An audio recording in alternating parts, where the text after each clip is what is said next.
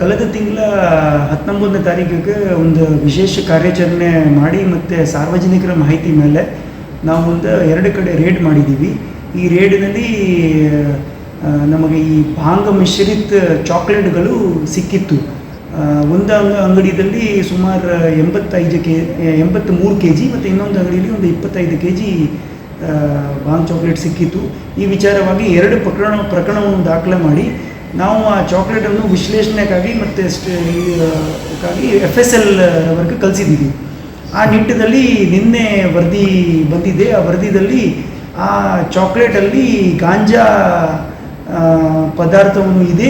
So ಆ ಒಂದು ಇದ್ರ ಮೇಲೆ ಈಗ ಆ 2 ಪ್ರಕರಣದಲ್ಲಿ NDPS ಕಾಯ್ದೆಯನ್ನು ಬಳಸಿ ಅವ್ರಿಗೆ ನ್ಯಾಯಾಂಗ ಬಂಧನದಲ್ಲಿ ಕಳಿಸ್ಕೊಟ್ಟಿದ್ದೀವಿ.